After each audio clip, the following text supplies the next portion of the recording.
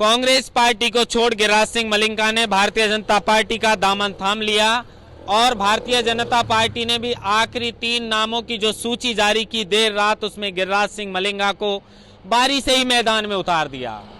कांग्रेस ने धौलपुर बारी से प्रशांत सिंह परमार को मैदान में उतारा है, तो बीजेपी ने धौलपुर बारी से गिरिराज सिंह मलिंगा को टिकट दे दिया।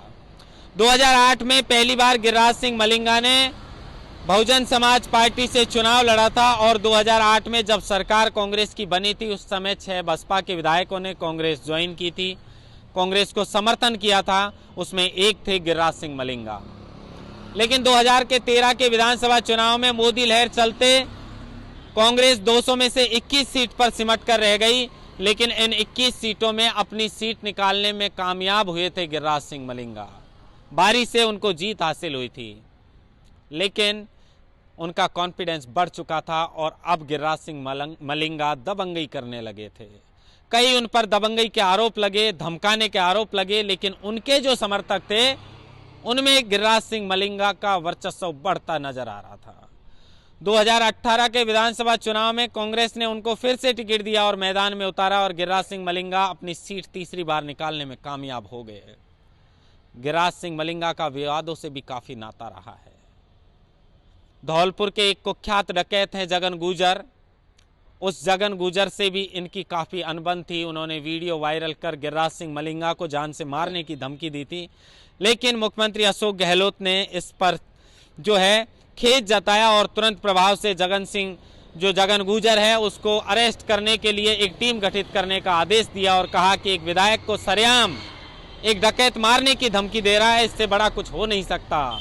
गिरिराज सिंह मलिंगा का खुलकर मुख्यमंत्री अशोक गहलोत ने साथ दिया, लेकिन कुछ ही सालों पहले लगभग एक वर्ष पहले गिरिराज सिंह मलिंगा ने बिजली कर्मचारियों के साथ मारपीट की और इस मारपीट को लेकर गिरिराज सिंह मलिंगा के ऊपर केस दर्ज हुआ। गहलोत ने दखल दिया, मुख्यमंत्री गहलोत ने दखल देने के बाद गिरिराज सिंह मलिंगा ने सरेंडर किया जयपुर आकर कमिश्नरेट में। लेकिन जैसे ही गिरिराज सिंह मलिंगा को जमानत मिली, एक बड़ा जुलूस निकाला और फिर विरोधियों को ललकारा। राजनीति में आखिर हो क्या रहा है? समर्थक पीछे पीछे अपने नेता के दौड़ते रहते हैं, लेकिन नेता अपने टिकट के लिए पल भर में पार्टी बदल देता है। टिकट की लड़ाई हो चुकी, अपने वर्चस्व की लड़ाई हो चुकी। जनता का भला करने के लिए नेता जो है वो चुनाव लड़ते हैं, सदन तक जाते हैं, नियम कानून बनाते हैं, लेकिन अब सिर्फ खुद की सीट के और खुद के लिए नेता चुनाव लड़ते हैं, ऐसा ही नजर आ रहा है। इस विधानसभा चुनाव में जो टिकट का बंटवारा हुआ उसमें हमने देखा बड़े बड़े नेता पार्टी का छोड़ दूसरी पार्टी का दामन थाम लिया और चंद घंटों में उनको दूसरी पार्टी ने टिकट भी दे दिया। इसी में एक नाम था गिरिराज सिंह मलिंगा का।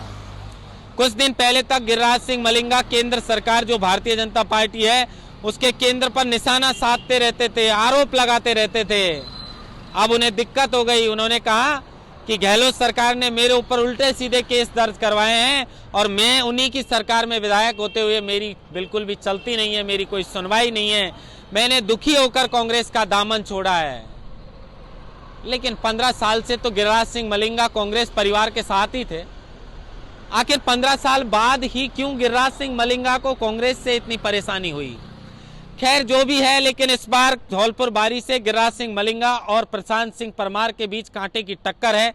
कौन बारी की सीट निकाल पाता है, कड़ा मुकाबला है, ये देखने वाली बात होगी। लेकिन फाइनली जो है वो धौलपुर बारी से कई मामलों में विवादों में रहते हैं गिरिराज सिंह मलिंगा और अब बीजेपी का दामन थाम चुके हैं। बीजेपी से बारी से उनको टिकट दे दिया है।